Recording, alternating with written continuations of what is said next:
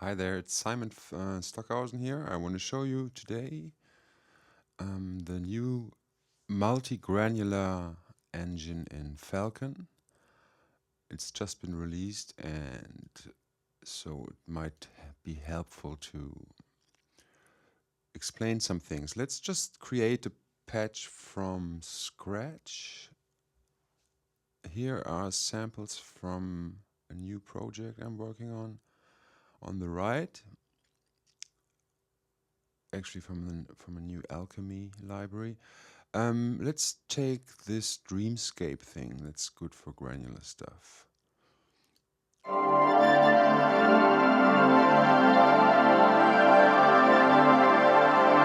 So you can preview the samples down here with the player.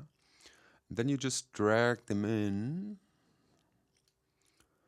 And one thing to mention, if you're planning to do multi-sampled granular patches, you should decide before, because you can't batch edit those granular parameters in this module here. Meaning, if you've now, if you're just working on one and then later you say, I want to use multi-samples, then you should just copy what you've done before, especially when you assign macros to all those parameters. Otherwise, you have to do it manually, which I've been through, and it's not really happening. Okay, so here, number of voices. The old granular engine in Mach 5 only had one grain stream. Now we have up to 8.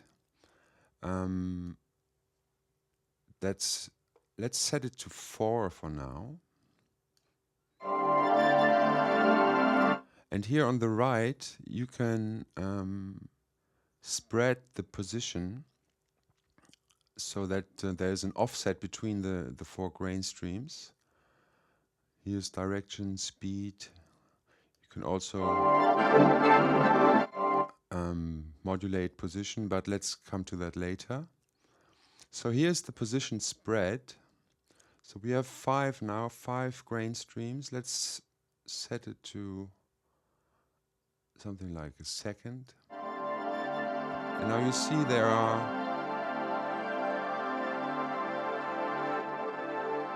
now 5. You can spread it out. Let's loop this thing first.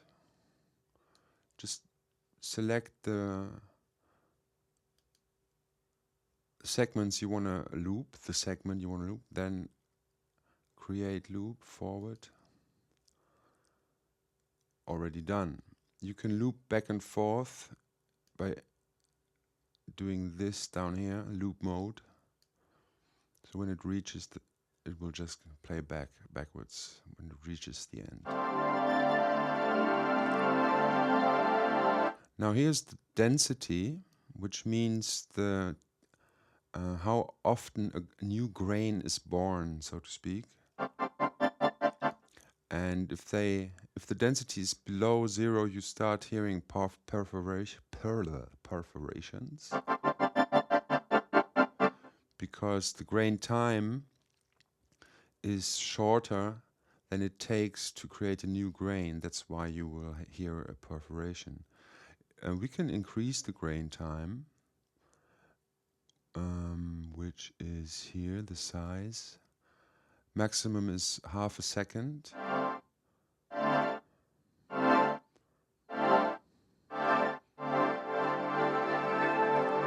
now they are starting to overlap.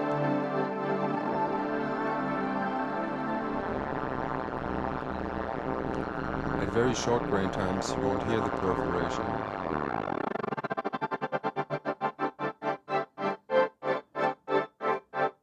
And we can slightly randomize position, which is always a good thing to do when using multiple grain streams, especially at short grain times. Otherwise, you get all sorts of strange phasing artifacts. So let's randomize position here. A short value of about 5 to 6 is already suffices. Of course, you can go to the extreme and randomize to half a second. Let's use something like this now.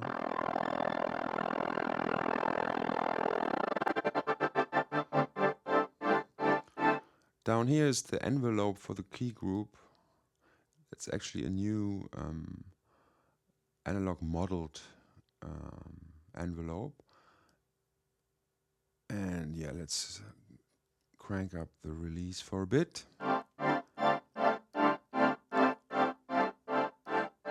Maybe not too much.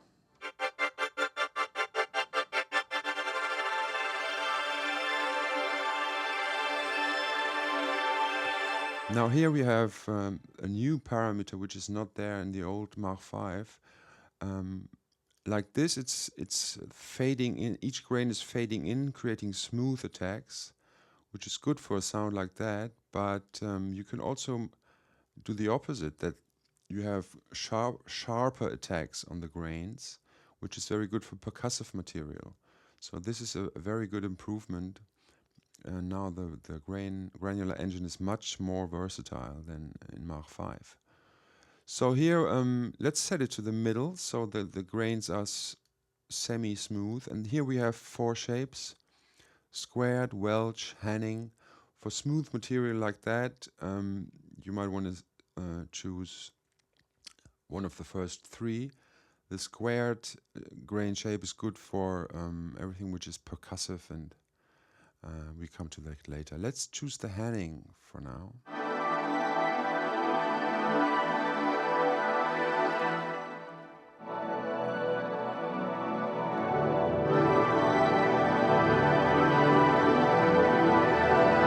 So now we have another parameter, the jitter, which adds more randomization for volume, and duration variation, also randomizing the length of each grain, which is creating more organic sort of sound.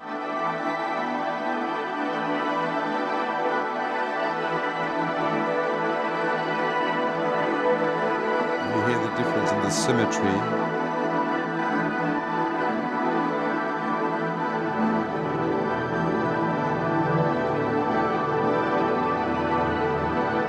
Direction is the overall direction. If you set it to minus, then it will play backwards. Unfortunately, it does not go back to the loop point like a Halion would do it, or patch up.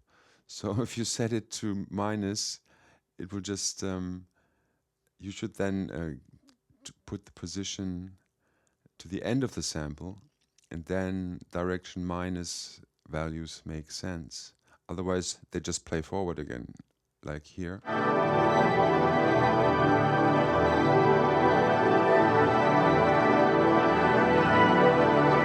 Because they can't jump to the end of the sample. So if we set the position to the end, then direction makes sense.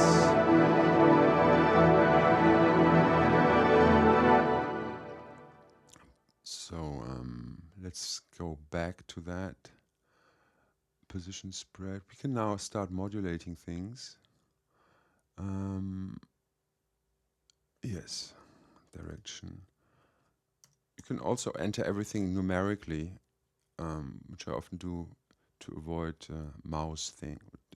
operating the mouse too often. And here, yeah, of course, another important thing is the speed. It goes up to, I think, 10 times faster than the original, or this is a freeze, so no speed at all. It just freezes on the grain position, which is good. Now, if you do it like that, you can assign, for instance, the mod wheel to position, and then scan through the sample using the mod wheel. Which is good also if you use musical phrases.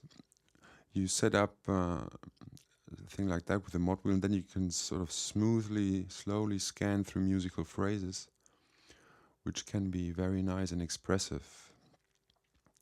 And you can shape the sound according to your needs at any time, what part of the phrase you want to hear. So Okay, let's delete that again.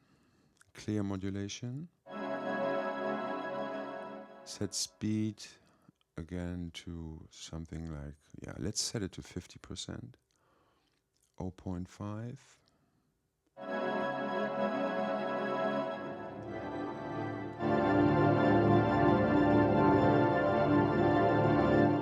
It's sort of stuck now.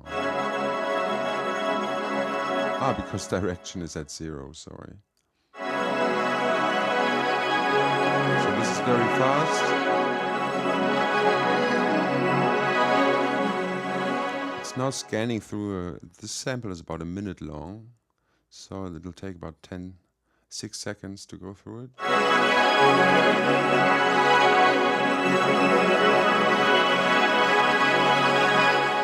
So we could assign that to a macro. Just right click, add new macro, set the range. So let's put it to something like 90%. You don't see the macros here, but if you click on it, it'll appear. That's actually the macro that's now on the info page here. It automatically gets added to the interface. But you can also see it here and then edit the value you want and also name it. So let's name it to grain speed.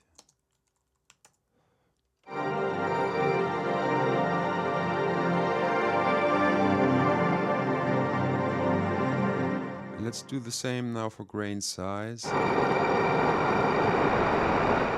case we want to create some grainy noise clouds, because below a certain level you lose the tonality of a sound and it gets a sort of noisy grain cloud.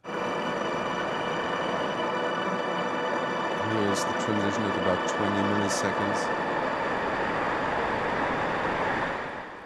So let's go the full range. Add another macro. And you can add macros on layer level or on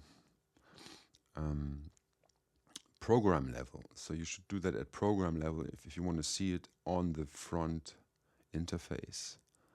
Otherwise it gets hidden on the layer level. So new macro.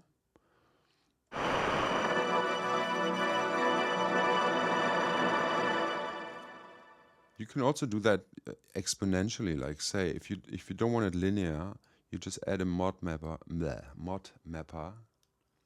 Here's the mapper editor. Press add. And then you have presets for concave, convex. Wrong direction, of course. So we want it this way.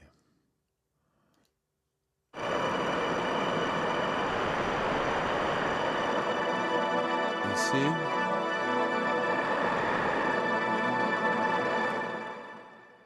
Ich mache gerade ein Video. So, sorry, my wife just called. This is grain duration. Okay, so if we switch to the front page, we have a second macro here. Speed. Now, what else could we do? Lots of things. Let's add a bit of grain detune. So we have two parameters. Either there is a big pitch variation randomization here, going up to 12 plus minus 12 semitones. You can, of course, use that for detune, but there's also a dedicated detune. Where is it? It was there in the last beta. Did they take it away? Ooh.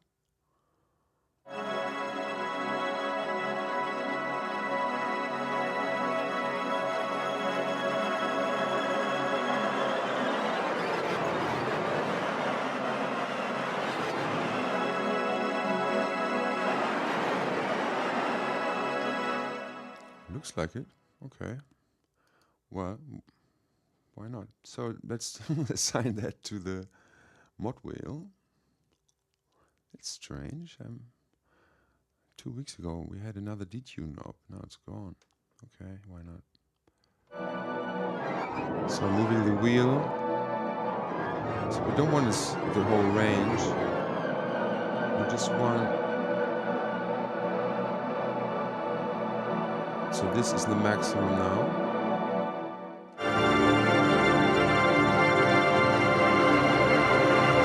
Okay, a bit more.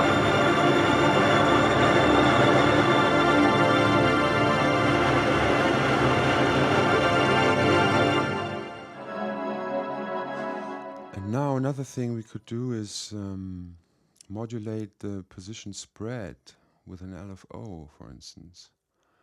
Let's just, and we should use that if we want to sync it to, like, trigger it with each key we play. We should put it on on key group level. And in this case, you use not a bipolar but a unipolar, so it only modulates in that direction to the right. Let's do it very slow and set the range to 20% maybe. A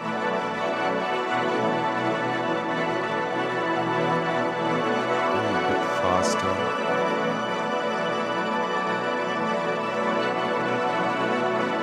So you see, now the grain streams are already spreading out. Let's increase the speed.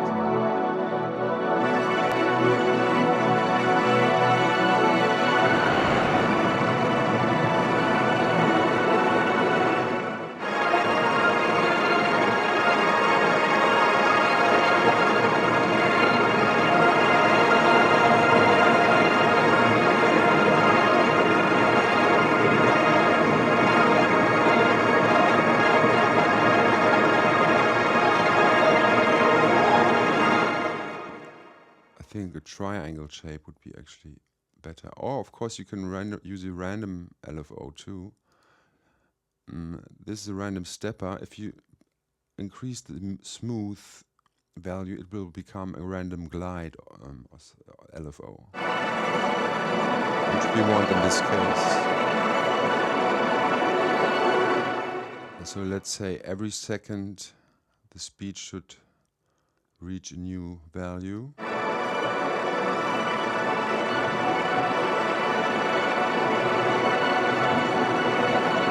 We can increase the amplitude. We could, of course, also now modulate the amplitude again with another LFO, but let's not get too deep, otherwise this video will never stop. Let's increase the grain position again.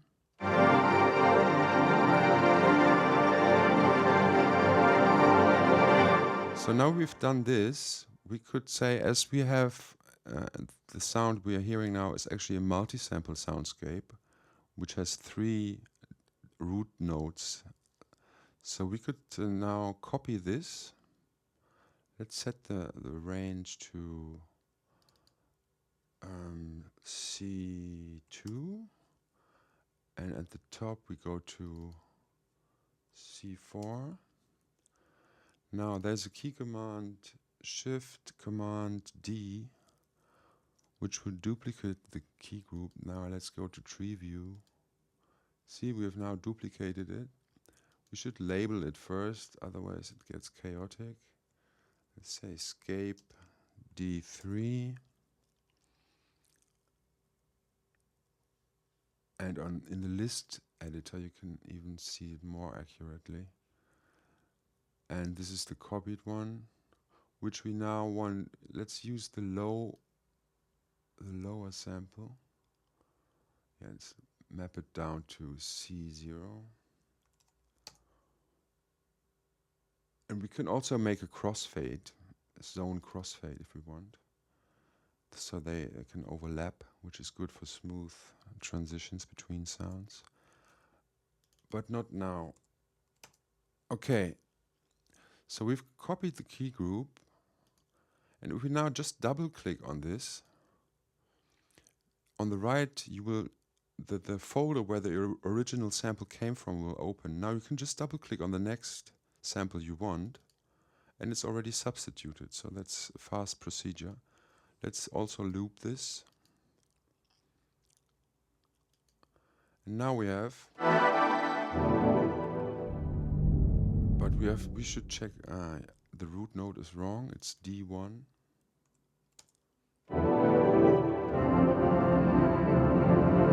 And this root node is wrong too, it's D3. So,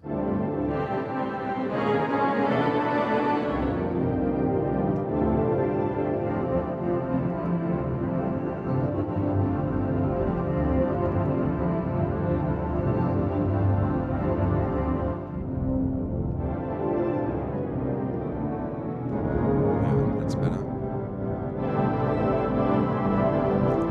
Now, if you want, you can make adjustments to the new key group.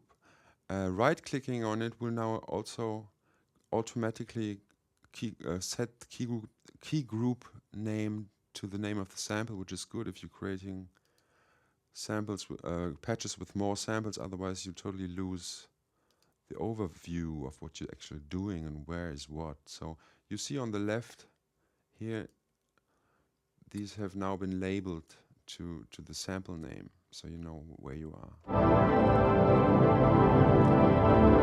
And the macro assignments we did for the first one now also work for the second one. So they are like identical clones.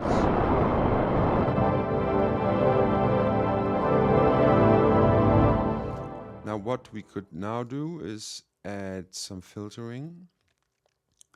But yeah, let's do it next time. Because the filters actually, let's just quickly do it. So both key groups are now selected, and that now we can do a batch edit, which is good. So we can just not do batch edits on oscillator level, but on key group level we can do batch edits all through Falcon.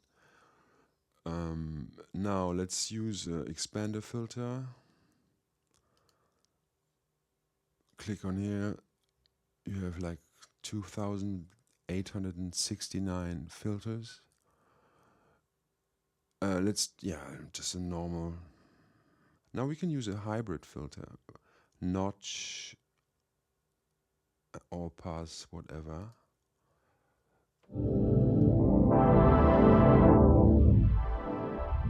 Yeah, that's a great filter for that sort of soundscape.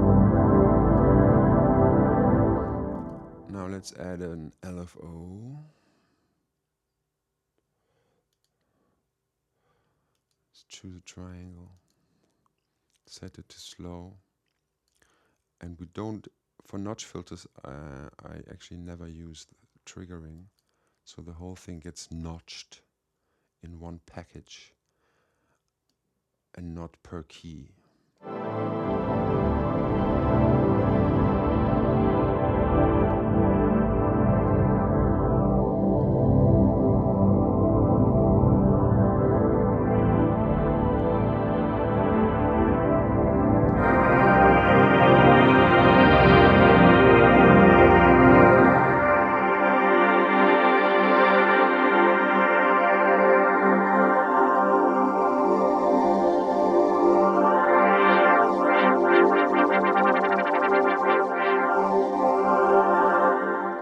Now assign LFO speed of the notch modulation to another macro.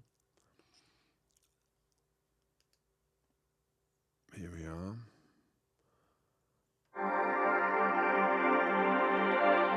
If you want to see it now, you can click Edit Modulations. And then you see the macro, and then you label it. FLT speed mod.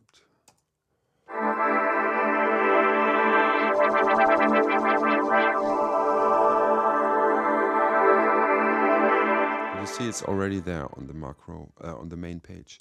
Now we could start adding effects and tempo synced amplitude modulations, and yeah, work 2 hours on that patch until it's ready, but we will not do this now. Okay. That's it for now. Have a good day. Bye.